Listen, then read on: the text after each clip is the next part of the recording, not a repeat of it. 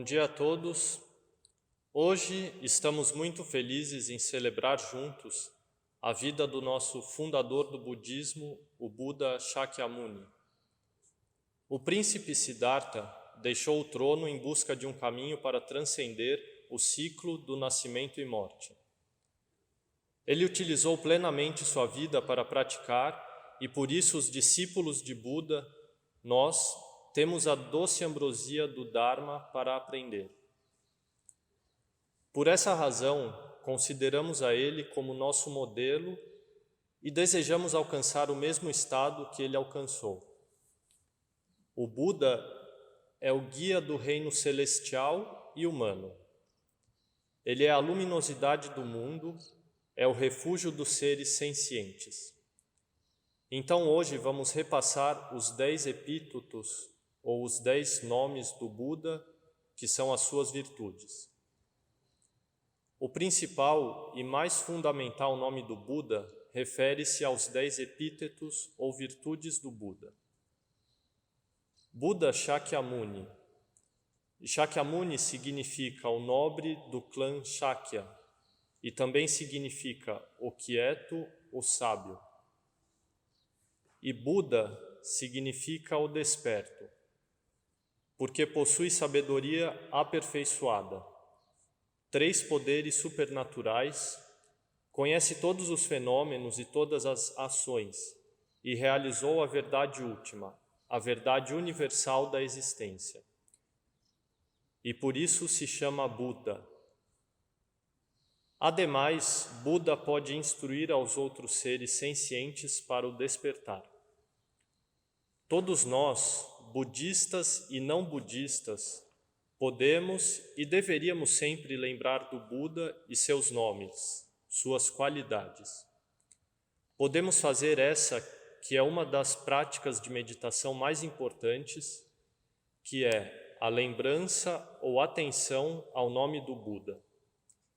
Além de lembrar o nome, também contemplar as características ou virtudes que são frequentemente mencionadas no Cânone Pali e nos ensinamentos Mahayana.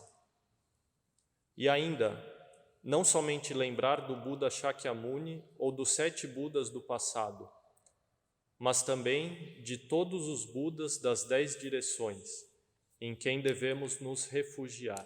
Então, aqui há 10 epítetos, e desses 10, 4 também são utilizados para discípulos Arahant, os liberados.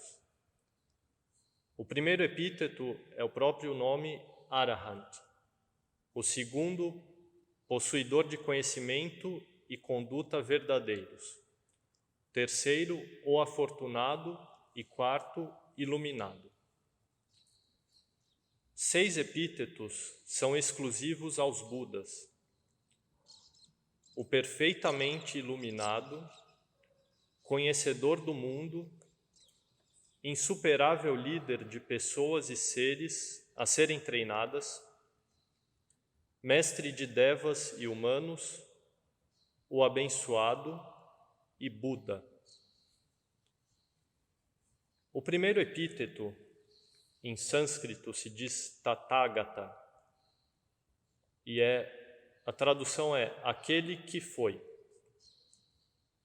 Tathagata é o nome geral do Buda e significa que todos os ensinamentos predicados por ele começaram do seu caminho como Bodhisattva, passando por inumeráveis kalpas, ou inumerável quantidade de tempo da prática, e gradualmente realizando um por um todos os fenômenos até atingir a budidade.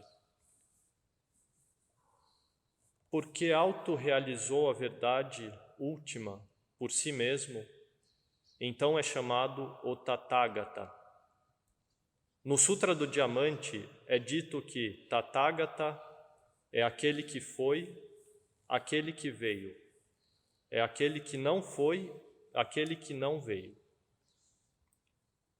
O segundo epíteto é Arahant e significa o digno de oferendas e reverência.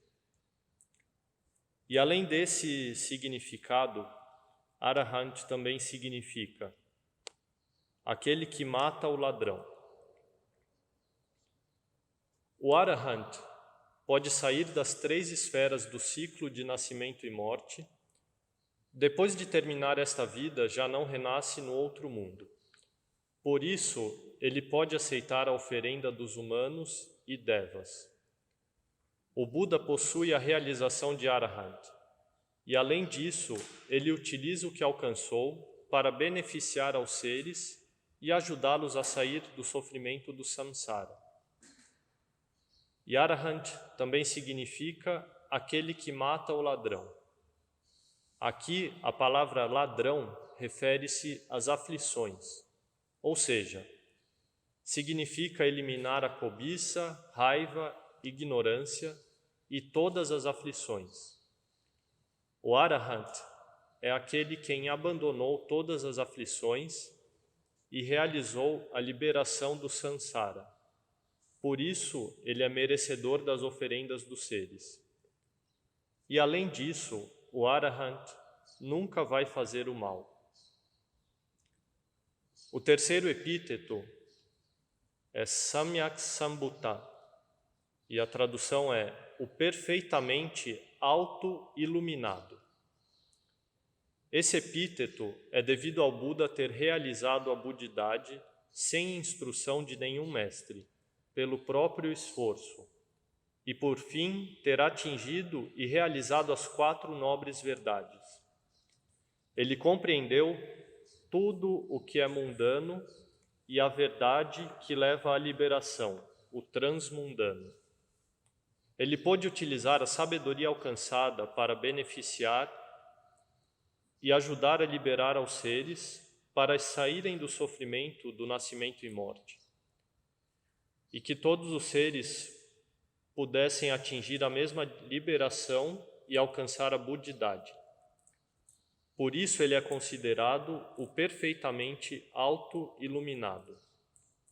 E também porque ele entendeu que todos os seres são iguais, não tem diferença de status, de formas, e todos possuem o potencial do Buda e podem atingir a budidade. O quarto epíteto é Vidya Charana Sampana, e a tradução é aperfeiçoado em conhecimento e conduta. O Buda alcançou plenamente os méritos e a sabedoria. Seu corpo, fala e mente já chegaram à perfeita consumação, o mais puro possível.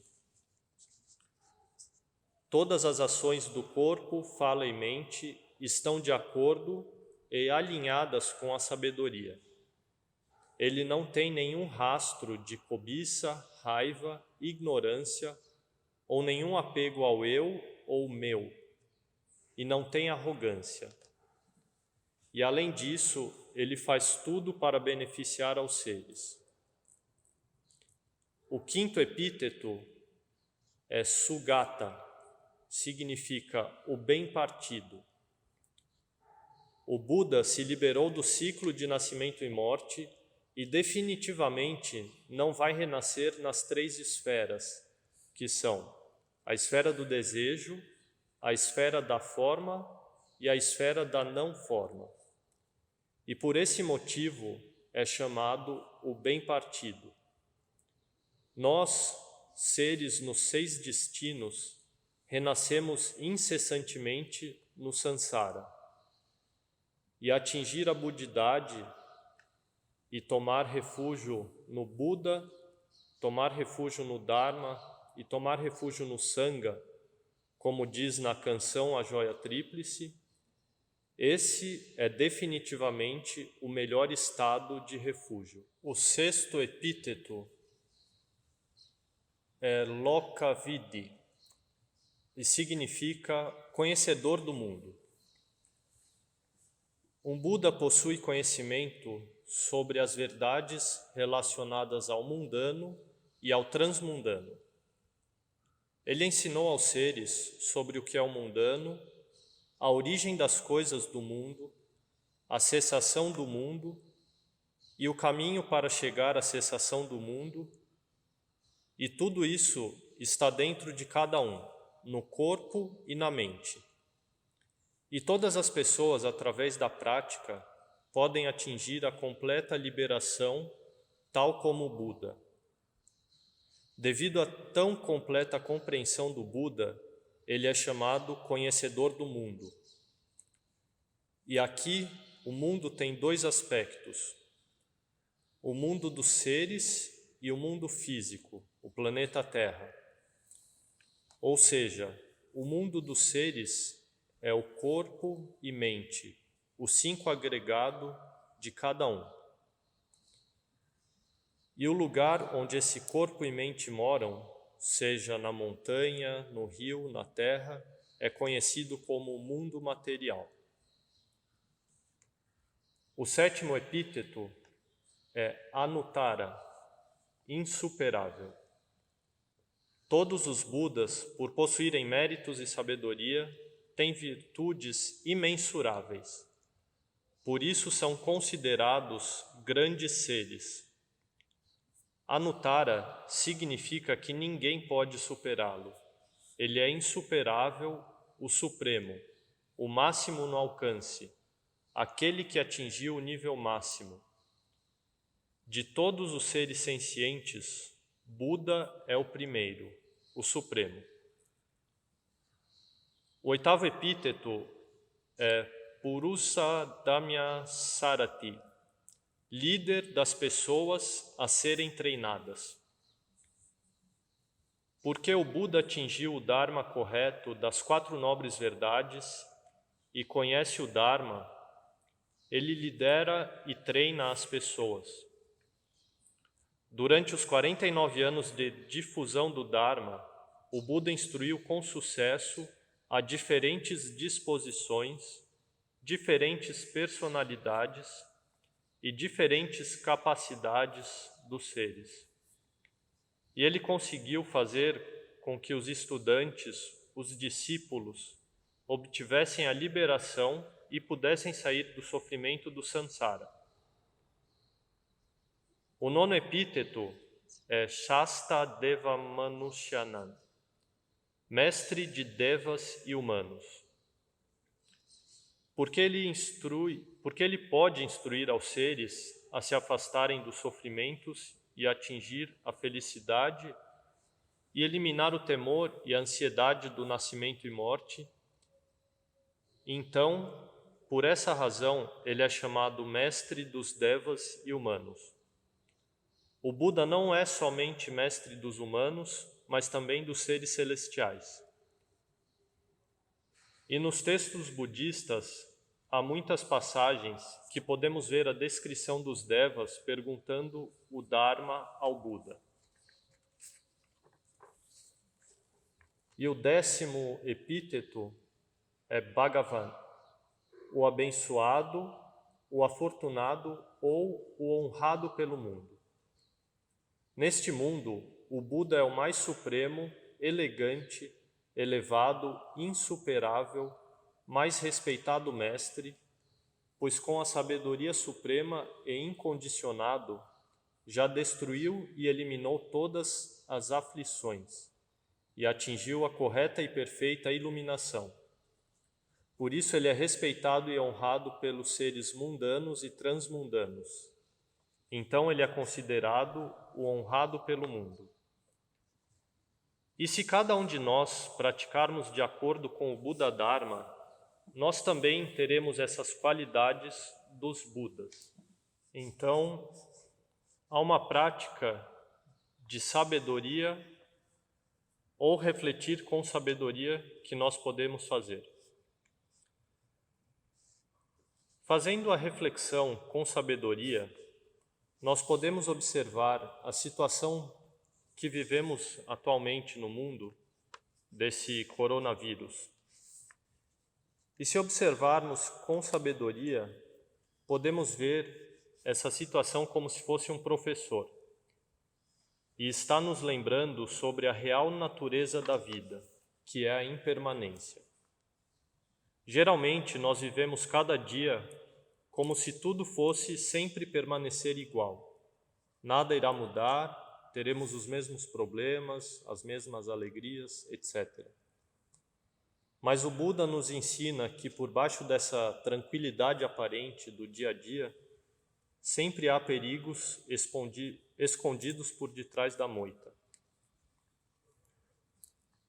O Buda ensina 5 tipos de reflexões para desenvolvermos a nossa sabedoria.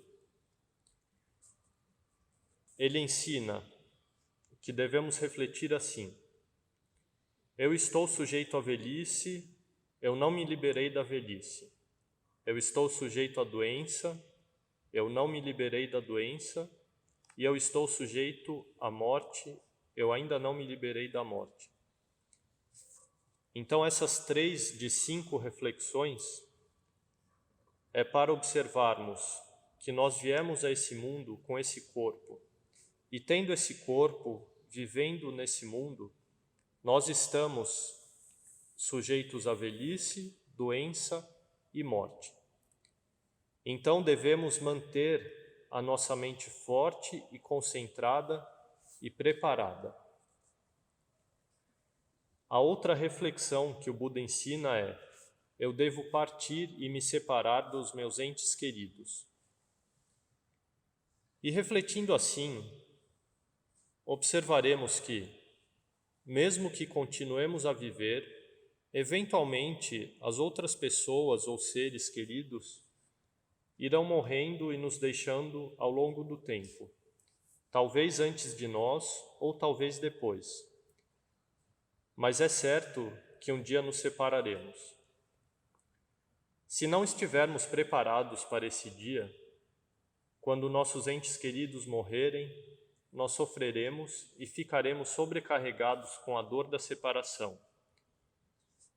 Mas se desde já nós refletirmos dessa maneira, estaremos preparados e ao chegar ao momento de partir, poderemos sofrer, mas a nossa mente estará firme e forte e calma internamente. E a 5ª reflexão que o Buda ensina é que tudo o que levamos quando nós falecemos, toda a nossa herança, não é dinheiro, roupas, coisas, posses. A nossa herança que levamos vida após vida é o nosso karma, as nossas boas e más ações.